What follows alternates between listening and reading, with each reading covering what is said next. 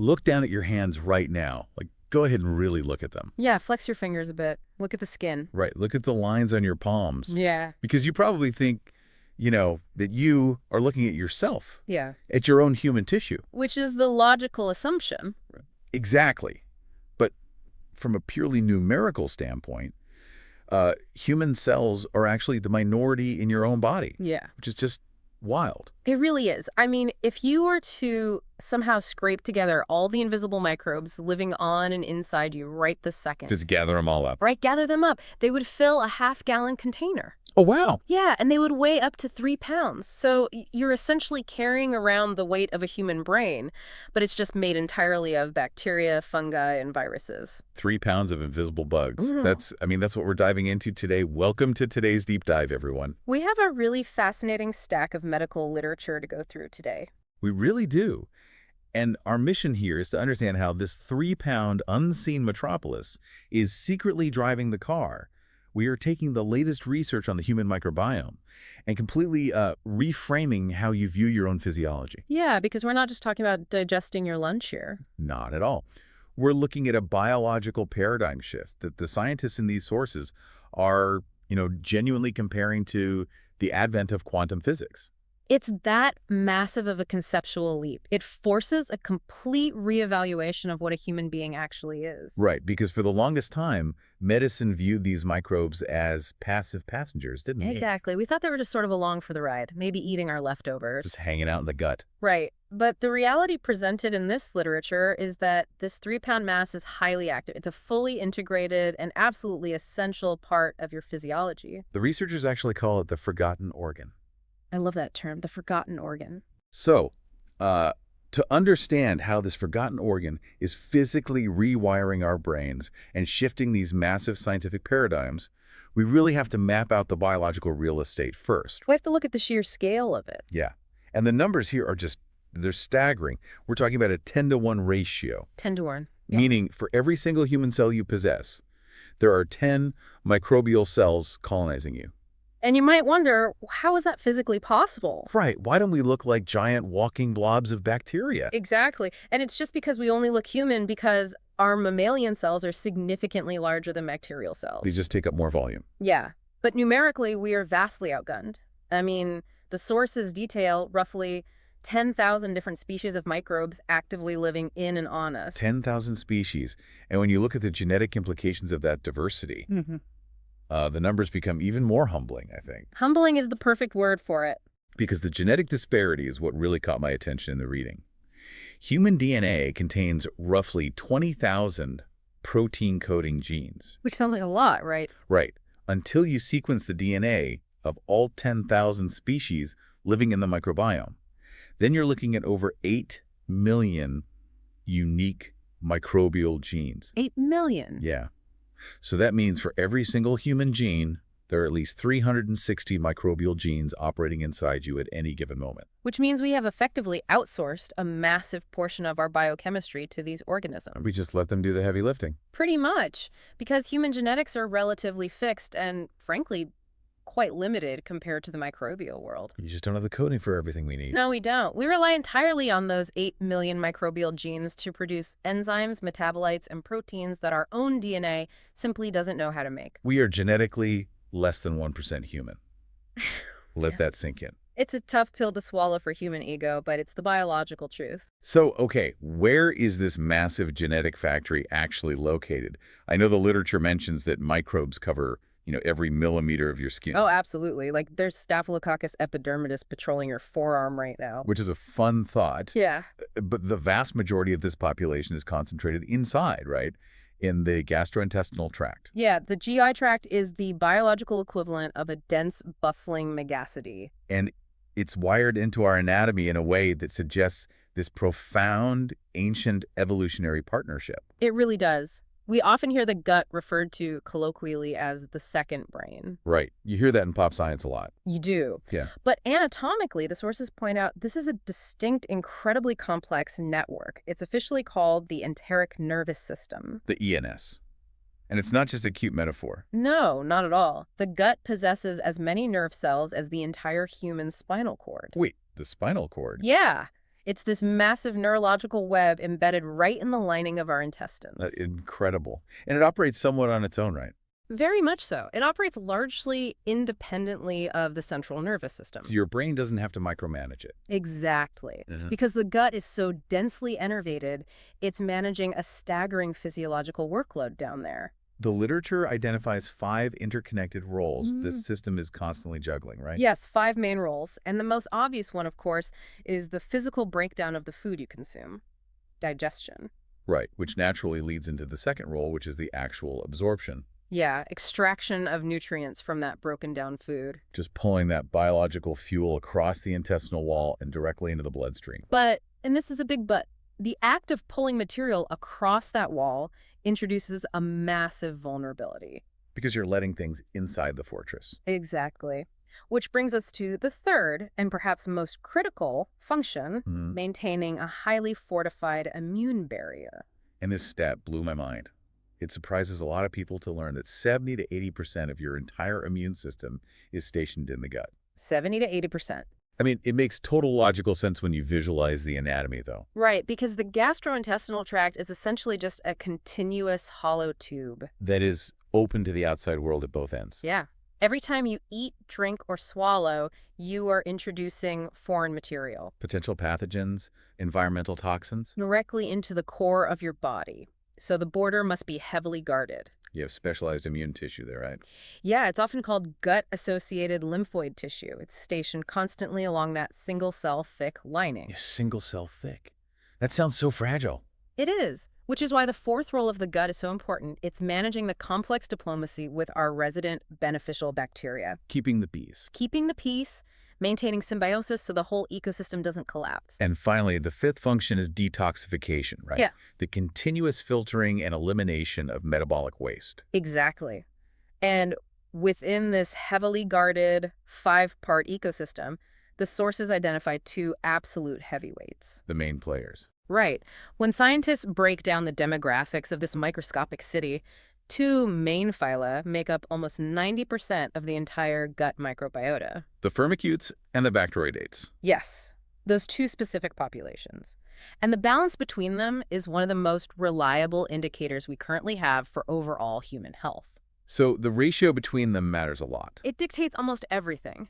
The ratio of firmicutes to bacteroid heavily influences systemic inflammation, your metabolic efficiency, and even how your body stores fat. Which brings me back to that immune barrier, actually. Because the way these beneficial bacteria protect us from the bad guys is fascinating. The physical mechanics of it are incredible. Yeah, the literature uses terms like colonization resistance and competitive exclusion. Very academic terms. Yeah, but when I read that, I immediately just pictured a microscopic game of musical chairs. That is actually a highly accurate way to visualize the physical mechanism. Because the intestinal lining has a finite number of receptor sites, right? The chairs. Binding sites, yes. So if your microbiome is healthy, populations of firmicutes and bacteroidates are physically occupying all of those sites. They're sitting in the chairs. Right. So when you accidentally consume a pathogen, say salmonella from an undercooked piece of chicken, it enters the gut looking for a place to attach and multiply. But the music stops, and there are literally no chairs available. Exactly. The beneficial bacteria are taking up all the real estate.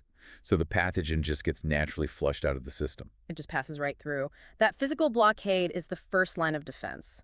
But the sources reveal a second, much more aggressive layer to this competitive exclusion. Oh, right. It's not just a passive denial of space. No, it is active biochemical warfare. So they are actively attacking the salmonella. Absolutely. Beneficial strains, particularly in the lactobacilli families, they metabolize carbohydrates and excrete lactic acid as a byproduct. Okay, lactic acid. And this localized secretion drastically lowers the pH of the immediate environment. Making it highly acidic. Exactly. Most pathogenic bacteria have evolved to thrive in a neutral pH. So this sudden hyperacidic microenvironment acts like a chemical moat. It just burns them out. Yeah, it makes it impossible for the invaders to survive or replicate. They're literally terraforming the environment to be toxic to their enemies. And they even enlist your human cells in the fight. Wait, they recruit our cells? Yeah. The presence of these specific beneficial microbes and the metabolites they produce physically signals the epithelial cells lining your gut to start synthesizing antimicrobial peptides. AMPs. I remember reading about these. The literature makes them sound incredibly destructive. They are essentially biological shrapnel. Shrapnel. Yeah, these peptides are highly specialized molecular compounds. They seek out the negatively charged lipid bilayers of pathogenic bacteria. So they have targeting systems. Precisely. They embed themselves into the membrane of the invader and create physical pores. They literally puncture the cell wall until the pathogen destabilizes and dies. Wow, so you have a physical blockade of bacterial bodies, a hyperacidic chemical moat, and a barrage of human-produced molecular shrapnel, all coordinated by organisms that aren't even human. Which is exactly why we have to fundamentally rethink the boundaries of our own biology. This is the conceptual leap in the source material that really shifts the paradigm for me. It's the core of the whole deep dive. The argument here is that mapping the integrated function of the microbiome is as massive a revolution to biology as quantum physics was to the physical sciences a century ago. It is. And to appreciate the weight of that comparison, you have to look at the classical biological model we've operated under for the last 150 years. The old way of thinking. Right. Driven primarily by early germ theory, medicine viewed the human body as a Newtonian machine. Like a clockwork mechanism. Exactly. It was a collection of discrete, isolated components. You have a heart over here, lungs over there, an immune system to fight off invaders. And occasionally, a foreign germ enters the machine and causes disease. A completely reductionist view. Like a car engine, where the spark plugs have absolutely nothing to do with the brake pads. Right. But the quantum view of biology shatters that mechanical illusion. How so? Well, just as quantum physics revealed that subatomic particles are deeply entangled, that they cannot be understood in isolation, modern microbiology reveals there is no true separation between the human host and the microbial resident. We're totally entangled. Yes, we are a single, vibrating, interconnected ecosystem. The sources phrase it so perfectly. We are not an I, we are a we. A we, I love that. We are a triumph of multi-species symbiosis. And you can actually see this entanglement physically when you look at the field of metabolomics. Right, metabolomics. That's the comprehensive study of the tiny chemical footprints left behind by cellular processes, metabolites. Historically, when a physician ordered a standard blood panel or a urinalysis, the assumption was that they were taking a snapshot of purely human metabolism. Yes. The classical view assumed the chemicals in your blood were the exclusive product of your human cells doing their jobs. But because of this quantum entanglement, the readout is actually a joint effort. It is.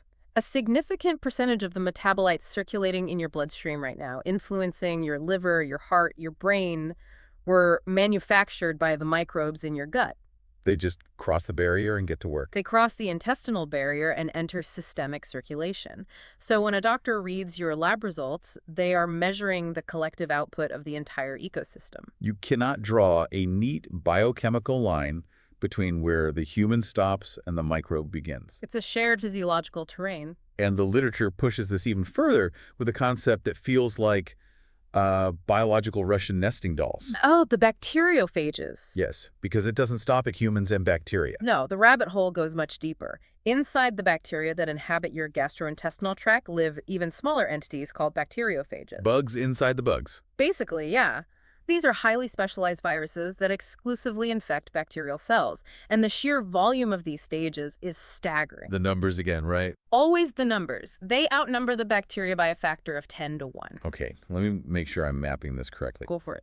My human cells are outnumbered 10 to 1 by bacteria. Correct. And those bacteria are outnumbered 10 to 1 by viruses operating inside them. Also correct. And all of them contain unique genetic codes that are constantly interacting, swapping information, and producing chemicals that circulate in my blood. That is the reality of your biology. So if 99% of the genetic information in my body belongs to microbes, who is actually driving the car? That is the ultimate existential question raised by this entire field of study. It messes with your sense of identity. It really does.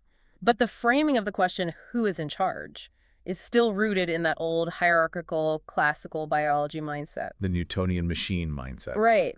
The quantum biological view suggests there is no single driver. There is no biological CEO. So what is it? Health is not about dominance. It is about harmony within what researchers call the bioterrain. the bioterrain. So it's less of a corporate hierarchy and more of like a coral reef. A coral reef is a beautiful analogy. Everything relies on the exact tension and chemical exchange of everything else to survive. While the molecular proof of this is cutting edge, like all this gene sequencing, the philosophical concept is surprisingly old. Very true.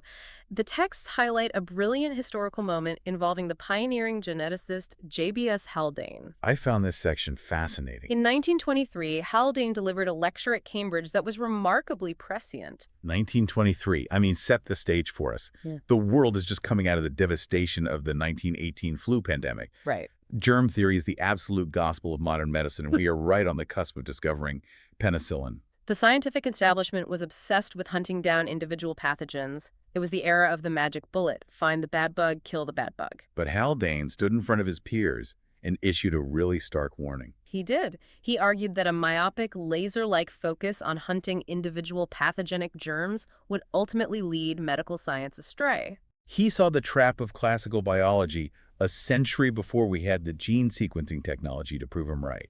It's incredible foresight. He predicted it would be a disaster because it would cause us to forget about the system as a whole. Because human physiology is an orchestrated, interconnected network. Exactly. If you only focus on the invading army, you completely ignore the health of the terrain they are invading. Which brings us to the most intimate manifestation of this interconnected system. Because if our biology is this deeply intertwined, how does this microbial dark matter influence our psychology? Now we're getting into the really mind-bending stuff. Right.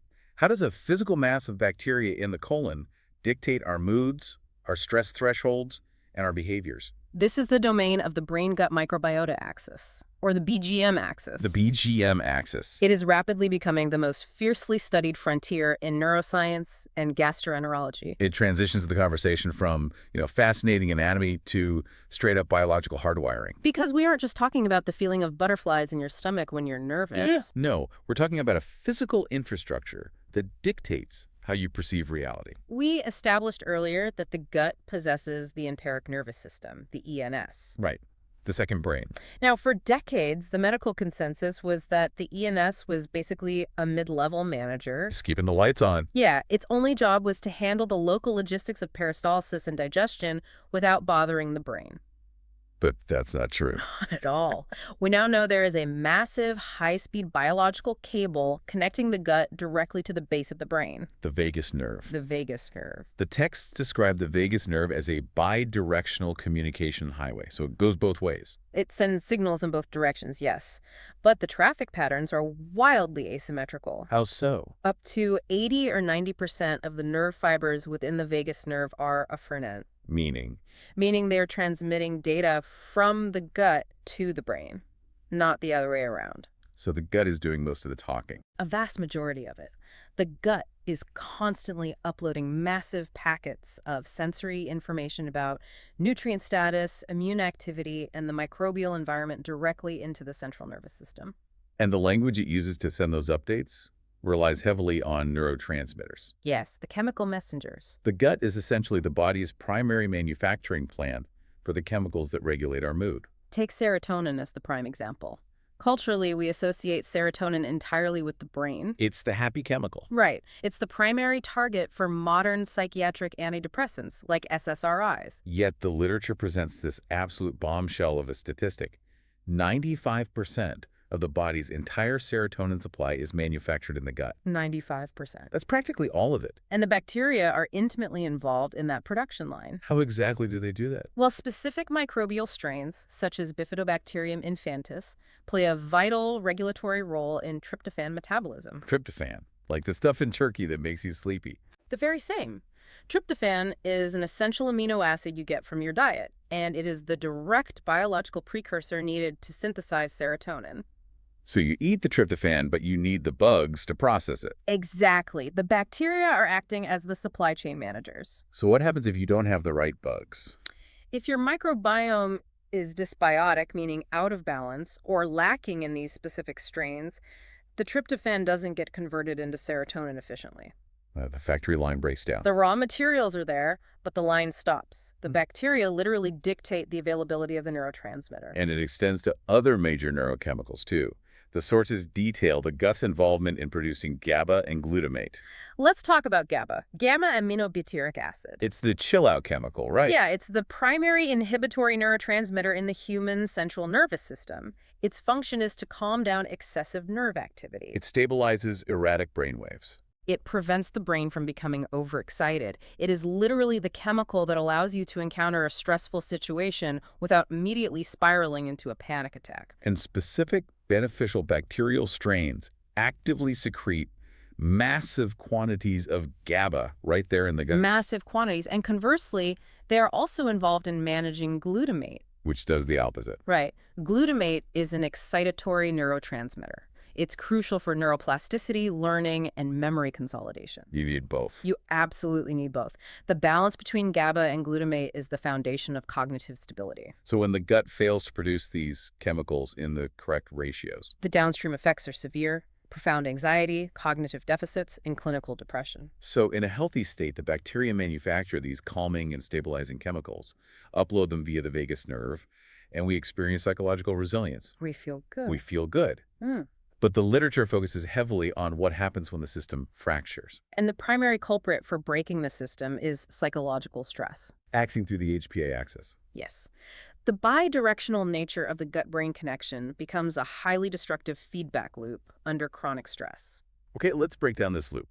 The HPA axis, the hypothalamic pituitary adrenal axis. It's the biological command center for your stress response. So, say you're stressed. What happens? When you perceive a psychological threat, your hypothalamus releases a hormone that triggers your pituitary gland, Which then signals your adrenal glands to flood your system with cortisol. the classic fight-or-flight response. Now, in an acute scenario like, say, running from a predator, a cortisol spike is a masterpiece of evolutionary engineering. It saves your life. It mobilizes glucose, sharpens your focus. But modern life doesn't really have predators. It provides chronic, unrelenting psychological stress instead. Deadlines, financial strain, relationship anxiety. Just constant low-level panic. Right. So the HPA axis never fully powers down. The cortisol tap just drips continuously. And this is where the anatomy of the gut takes a massive hit. The texts explain that chronic exposure to high cortisol levels actually degrades the physical integrity of the intestinal lining, Cortisol actively downregulates the expression of tight junction proteins, the mortar between the bricks. specifically proteins called claudin and occludin. These are the microscopic biological spot welds that hold the single layer of epithelial cells in your gut tightly together. Maintaining that barrier we discussed earlier. Exactly. So the psychological stress in your brain physically dissolves the mortar, holding the bricks of your intestinal wall together. Which causes increased intestinal permeability, universally known as leaky gut. Leaky gut. And when the barrier becomes permeable, the tightly controlled bioterrain collapses. It's a disaster. Large, undigested food particles and toxic bacterial byproducts like lipopolysaccharides or LPS slip through the gaps and enter the bloodstream. And the immune system, which we established, is stationed right there at the border. Absolutely loses its mind. It identifies these rogue particles as a massive systemic infection, right? Yes, and it mounts an aggressive inflammatory response. And here's the feedback loop. This rampant inflammation generates alarm signals that travel straight back up the vagus nerve to the brain. The brain receives these inflammatory signals, interprets them as an ongoing existential threat, and activates the HPA axis even harder, Pumping out more cortisol. which degrades the tight junctions even further. It is a biological death spiral.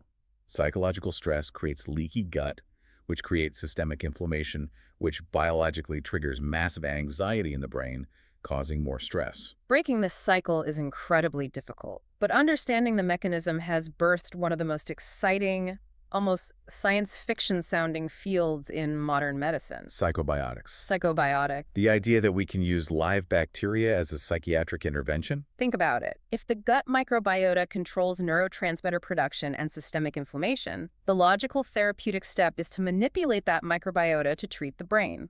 We can ingest targeted strains of lactobacillus or bifidobacterium to exert a psychotropic effect. It's revolutionary. The literature details a study from 2015 conducted at Oxford University that perfectly proves this concept. And what's wild is they didn't even use live bacteria. No, they didn't. They just used prebiotics. The specialized fiber that feeds the existing good bacteria. The methodology of the Oxford study was brilliant in its simplicity. Walk us through it. They took a cohort of healthy human volunteers and divided them into two groups. One group received a daily dose of a specific prebiotic fiber called BGOS. Just a supplement. Yeah. And the other group received a placebo. And then they tested their psychological processing. They used a well-established psychological assessment called an emotional dot probe task. How does that work? It essentially tracks how quickly a person pays attention to negative, fearful stimuli versus positive, happy stimuli.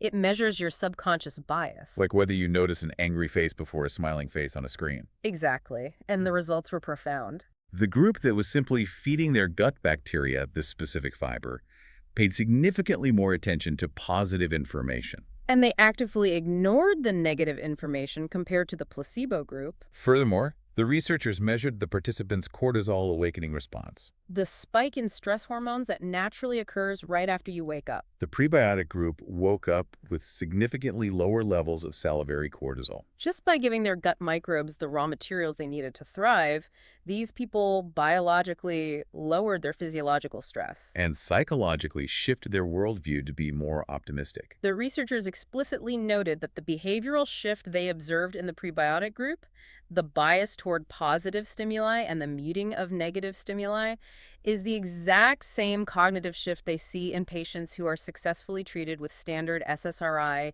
antidepressant medications, or anti-anxiety drugs. This highlights the great tragedy of modern biological psychiatry, doesn't it? It's a huge blind spot. For the last 50 years, we have spent billions of dollars designing synthetic molecules to artificially trap serotonin in the synapses of the brain, trying to fix a so-called chemical imbalance, all the while completely ignoring the fact that the actual chemicals are brewed, regulated, and distributed by an ecosystem sitting in our intestines. We've been staring through a microscope at the wrong organ.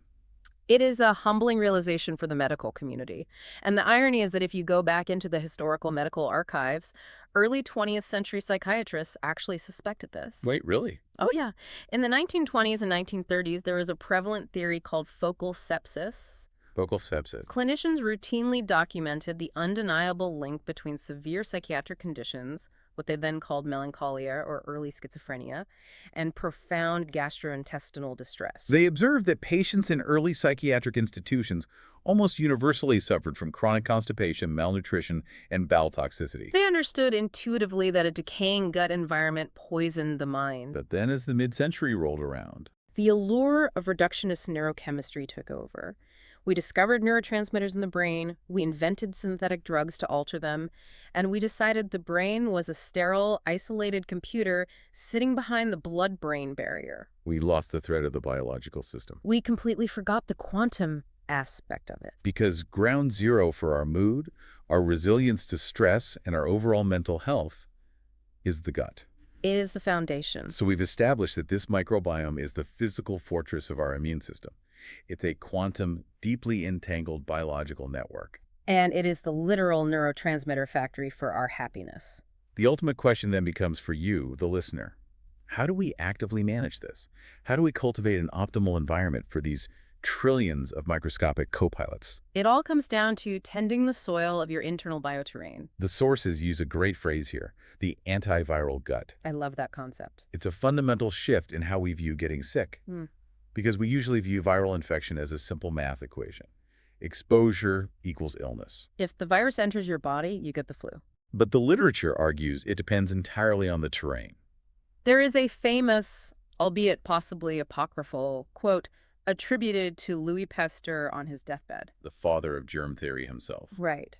Conceding to his rival Claude Bernard, he supposedly said, "The microbe is nothing, the terrain is everything." Whether he actually said it or not, the modern science of the microbiome proves the sentiment. Absolutely. If your internal soil is robust, the virus might enter, but it can't take hold. A heavily diversified, healthy microbiome acts as a training camp for your immune cells. It constantly primes your T cells and immune modulators. So when a novel virus does arrive, your immune system mounts a perfectly calibrated response. Aggressive enough to eradicate the virus quickly. But restrained enough to prevent the massive runaway cytokine storms and systemic inflammation that actually cause severe tissue damage and make you feel deathly ill. So how do we build that rich, resilient soil? What is the biological fertilizer? The absolute non-negotiable requirement for a healthy microbiome is dietary fiber. Fiber. It is the least sexy nutrient in the world. People just associate it with chalky supplements and bran flakes. It suffers from a devastating lack of marketing.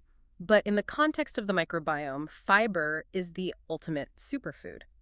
Technically, we're talking about microbiota-accessible carbohydrates, or MAs. MAs. These are complex plant structures that human digestive enzymes are completely incapable of breaking down. We can't digest them at all, and our modern diets are completely devoid of them. The statistics in the text are alarming. Roughly 97% of Americans consume more than enough protein every single day. We have a cultural obsession with protein powders, bars, and macro tracking. Yet only a dismal 3% of the population meets the incredibly modest daily recommended intake of fiber. Which is roughly 25 to 35 grams. We are systematically starving our internal ecosystems. Because when you don't consume those complex plant fibers, the specialized families of bacteria that evolved to digest them literally starve to death. You lose microbial diversity. The soil becomes barren. And evolutionary biologists argue that this catastrophic loss of fiber-digesting bacteria across the modern population is a primary driver of the epidemic of chronic inflammatory diseases, autoimmune conditions, and accelerated aging we see today. We have to rebuild that diversity. And the sources constantly refer to the twin pillars of gut health: probiotics and prebiotics. Let's dig into the biological mechanics of both. Probiotics first. Probiotics are the actual live, beneficial microorganisms themselves. Right. When you ingest probiotics, you are essentially airdropping new troops directly into the gut environment. You can take them in a clinical capsule form, but humanity has been relying on dietary probiotics for millennia through fermented foods. The historical timeline in the literature is amazing. Evidence shows the Persians were fermenting wine in the Zagros Mountains 7,000 years ago. 7,000 years ago. And the Chinese were fermenting cabbage 6,000 years ago. Fermentation was born out of the necessity to preserve food before refrigeration. But in doing so, our ancestors stumbled upon a process that perfectly inoculates the human digestive tract with massive, highly resilient doses of lactic acid-producing bacteria. Foods like raw sauerkraut, authentic kimchi, kefir, and traditional yogurt. They are teeming with live cultures that survive the harsh acid of the stomach and take up residence in the colon. Okay, so the probiotics are the living bugs. The prebiotics, then, are the food. Exactly. Prebiotics are those specific, indigestible plant fibers, the MAZs, that travel entirely untouched through your stomach and small intestine. They just bypass human digestion completely. And when they finally reach the dark, anaerobic environment of the large intestine, they act as a massive biological banquet for the resident microbiota. The mathematical return on investment detailed in the sources is staggering. I remember this. For every 100 grams of prebiotic carbohydrates you consume, your body generates a full 30 grams of new bacterial mass. It triggers explosive beneficial replication. The microbes aggressively ferment the prebiotic fiber. And the fermentation process is where the real magic happens. Because when they eat the fiber, their metabolic exhaust, their waste product, is the exact medicine our bodies need to survive. Short-chain fatty acids. SCFAs. Specifically, molecules like acetate, propionate, and butyrate. These fatty acids are the biochemical currency of the host microbiome relationship. The texts focus heavily on butyrate. It seems to be the holy grail of gut health. Butyrate is a truly miraculous molecule, primarily synthesized by bacteria in the Firmicutes phylum. First and foremost, butyrate is the primary preferred energy source for your colonocytes. The human cells that line your colon. Yes. Without butyrate, those cells literally starve, atrophy, and die. So the bacteria eat the fiber, produce butyrate, and feed the structural walls of your intestines, Physically reinforcing the barrier and preventing the leaky gut we talked about earlier. Beyond structural repair, butyrate is a profoundly powerful anti-inflammatory agent, It interacts directly with the immune cells stationed in the gut wall, specifically promoting the generation of regulatory T cells. which are responsible for calming the immune system down and preventing autoimmune overreactions. It also circulates systemically to regulate lipid metabolism and improve insulin sensitivity. It's the perfect symbiotic loop. We forage for the complex plant fibers we can't digest, we feed them to the bacteria, and they pay us rent by producing butyrate.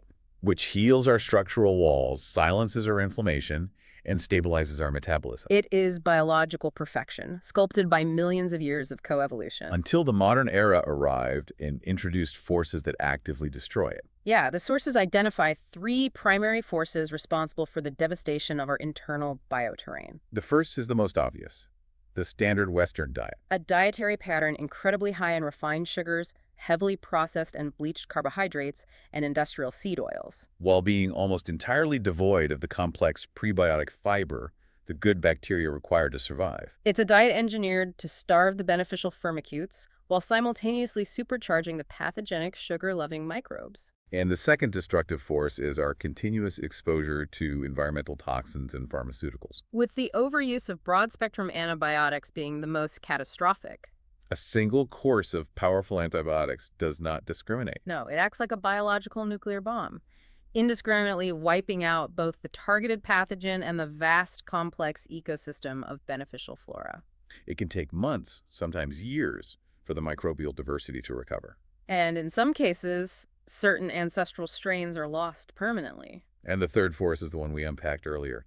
Chronic unmanaged psychological stress, degrading the mucosal barrier via the HPA axis. So diet, antibiotics, and stress. When I read about the sheer scale of the damage we're doing through these three things, my immediate thought was about permanence. Whether we've gone too far. Right. If you've spent the last decade eating processed foods, taking antibiotics for every minor sinus sniffle, and running on high cortisol, have you permanently paved over the rainforest? Is the bioterrain irreversibly ruined? The data provides an incredibly hopeful counter-narrative, actually. The microbiome is not a static, rigidly fixed organ. It's a highly fluid, extraordinarily dynamic ecosystem. Because bacteria have such incredibly short lifespans and replicate so rapidly, the environment dictates the population dynamics almost instantaneously. The sources reference a landmark 2014 study by Lawrence David demonstrating the speed of this shift. They tracked the microbiome composition of individuals shifting between extreme diets. The time frame is what stunned the researchers. They observed that the human gut microbiome can dramatically and measurably shift its composition and genetic expression in as little as 24 hours. One single day. If you suddenly stop flooding the system with refined sugars and drastically increase your intake of colorful, diverse, plant-based fibers, legumes, varied vegetables, intact whole grains, You immediately alter the ratio of firmicutes to bacteroidetes. you immediately begin starving the pathogenic populations and rapidly expanding the colonies of butyrate-producing bacteria. That is an incredibly empowering biological reality. We aren't locked into our past mistakes. Your biology wants to heal itself. The ecosystem inherently strives for equilibrium. We just have to stop actively poisoning it and provide it with the raw materials it needs to rebuild. We retain immense agency over our biological destiny. It dictated entirely by the choices we make at the end of our forks 3 times a day. It's all about the terrain. So, to pull all of this together, we began by asking you to look at your hands and confronting the numerical reality that we are mostly microbe. We've explored how this 3-pound forgotten organ in our gut dictates the absolute limits of our physical health. Serving as the frontline fortress of our immune system. We've seen how the vagus nerve acts as an information superhighway. Allowing these bacteria to manufacture the neurotransmitters that dictate our psychological reality, our mood, and our stress threshold. It demands a complete paradigm shift away from the Newtonian reductionist view of fighting isolated symptoms. Toward a quantum view of nurturing a deeply entangled multi-species ecology. And as we close this deep dive, there is one final, truly mind-bending medical application from the texts that perfectly encapsulates this ecosystem approach. We've talked about using diet and fiber to slowly shift the population, but modern gastroenterology is utilizing a much more direct, albeit controversial, method to instantly rebuild a destroyed bioterrain. Fecal microbiota transplantation, or FMT. It is exactly what it sounds like, and it carries an undeniably massive ick factor for the general public. Obviously. It involves harvesting the fecal material from a thoroughly screened, highly healthy human donor. Material that is densely packed with their thriving, perfectly balanced, diverse microbiome. And physically transplanting it directly into the colon of a patient suffering from a severely damaged or diseased gut. Despite the initial visceral repugnance, the clinical mechanism is beautiful in its logic. You're taking a thriving, mature rainforest and transplanting it into a barren desert. For severe, life-threatening antibiotic-resistant gut infections, like Clostridioides difficile, FMT has shown clinical cure rates that far exceed our most advanced pharmaceutical antibiotics. It is competitive exclusion on a macroscopic scale. You introduce an army of healthy microbes, and they immediately aggressively outcompete the pathogen for real estate and resources. Curing the infection not by killing it directly with a synthetic drug, but by fundamentally altering the environment so the pathogen can no longer survive. It is the ultimate clinical expression of the we, not I philosophy of human biology. I want you to sit with the implications of that. We are rapidly approaching a future in medical science where the ultimate cure for our most challenging, intractable physical and psychological diseases isn't a new synthetic molecule brewed in a sterile pharmaceutical lab. No, the most powerful medicine on Earth may simply be the healthy, thriving, deeply diverse ecosystem of another human being. We are interconnected in ways we are only just beginning to map. It's an exciting time for science. Thank you so much for joining us on this deep dive. The next time you look down at your hands, or feel a sudden, unexplainable wave of anxiety, or sit down to decide what you're going to eat for dinner, Remember the trillions of tiny residents operating in the dark. relying entirely on you to survive. Take care of your co-pilots. We'll see you next time.